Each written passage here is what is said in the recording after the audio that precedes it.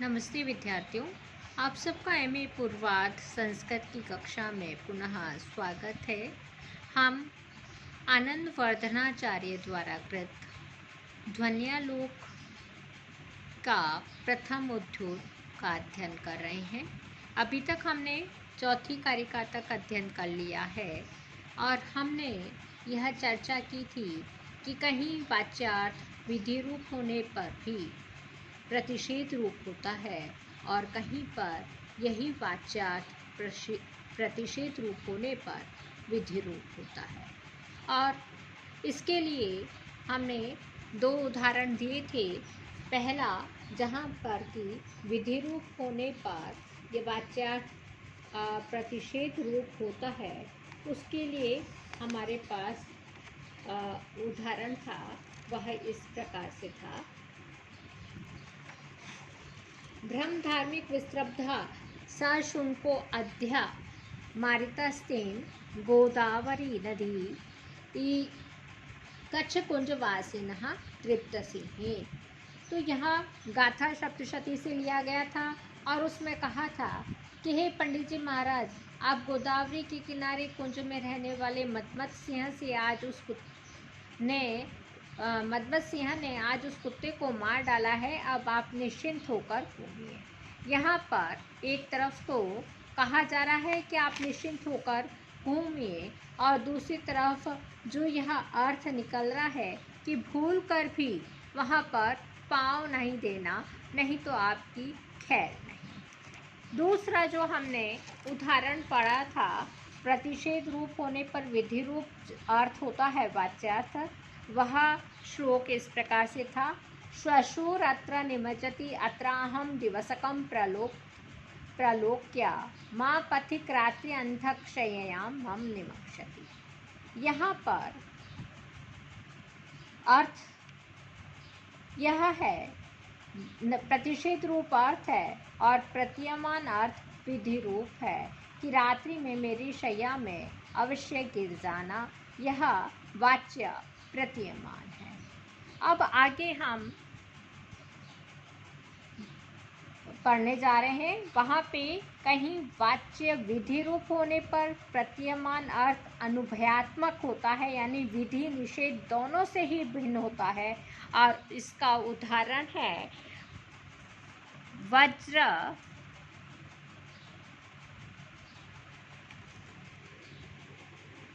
वज्रममेवेकस्यः भवन्तु निश्वासो रोदित्व्यानि मा तवापीतया विना दाक्षिण्य हतस्यः जनिषिता।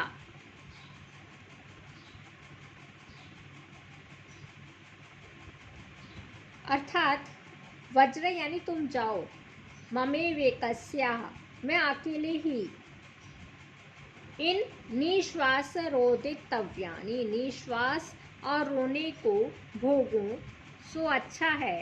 कहीं दाक्षिण्य मेरे प्रति भी अनुराग, अनेक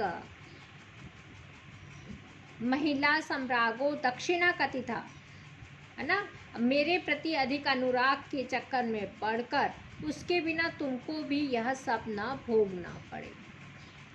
यह एक नायिका का प्रेमी किसी दूसरी तरुणी से भी प्रेम करता है और उससे मिलने के लिए जाता रहता है, परंतु वह अपनी पहली प्रेमिका के प्रति भी कठोर आचरण न करके प्रेम प्रदर्शित करता है। दूसरी प्रेयसी से मिलकर वह जब पहली प्रेमिका के पास आता है तो उसके शरीर पर संभोग के चिन्ह स्पष्ट है, जिनको देखकर वह खंडिता नायिका इस प्रकार कहती है, अब तुम वहीं जाओ, मेरे भाग्य में तो निश्वासों को लेना और रोना तो लिखा ही है, उसको मैं भोगूंगी ही। कहीं ऐसा न हो कि तुम मेरे प्रति अनुकूलता दिखाते रहो और वह अपनी प्रेयसी के विरह में निश्वासों और रोने का कष्ट हो। यहाँ पर व्रज का वाच्य अर्थ विधि रूप है और इस श्लोक में खंडिता नायिका का प्रकार मन्यु अर्थात दुख प्रतीयमान है। वह न तो विधि रूप है और न ही निषेध ही रूप है। इसलिए यहाँ प्रतीयमान अर्थ अनुभय रूप है। कहीं कहीं पर वाच्यार्थ प्रतिषेध रूप होने पर भी प्रतीयमान अनुभय रूप होता है। इसका उदाहरण है प्रार्थ्ये तावत् प्रसीद। स्पष्ट नहीं दिखाई दे रहा है। हाँ, अब देखिए, प्रार्थ्ये तावत् प्रसीद निवर्तस्व मुख शशि ज्योत्स्ना विलुप्त तमो निवहे अभिसारिकाणां विघ्नं करोष्यन्यासामपि हताशे। अर्थात मैं प्रार्थना करता हूँ, मान जाओ, लौट आओ, अपने मुख चंद्र की ज्योत्सना से गाढ़ अंधकार का नाश करके। अरे हताशे, तुम अन्य अभिसारिकाओं के कार्य का भी विघ्न कर रहे हो। इस गाथा की व्याख्या कई प्रकार से की गई है। पहली व्याख्या के अनुसार नायिका अपने प्रेमी के घर आई, परंतु नायक के गोत्र स्खलन आदि किसी अपराध से नाराज होकर वह लौटने के लिए उद्यत हुई। तब नायक उसके रूप में प्रशंसा करके उसको लौटाने के लिए इस प्रकार कहता है, तुम्हारा मुख चंद्रमा के समान आलोकित है। इससे तुम न केवल अपने मुख में ही विघ्न डाल रही हो, अपितु अन्य अभिसारिकाओं के भी सुख में विघ्न डाल रही हो। यहाँ नायक का नायिका के प्रति चाटु विशेष व्यंग्य है। इस प्रकार वाच्य अर्थ मत जाओ निषेध रूप होने पर भी प्रतीयमान अर्थ न तो निषेध रूप है और न ही विधि रूप है। दूसरी व्याख्या के अनुसार यह उक्ति नायिका की सखी ने उससे कही है। नायिका अभिसार के लिए जाना चाहती है। सखी उसे समझाती है, परंतु सखी द्वारा समझाने पर भी जब नायिका जाने को उद्यत होती है तो वह उससे कहती है, तुम अपने मुख चंद्र की ज्योत्सना से अंधकार का विनाश करके न केवल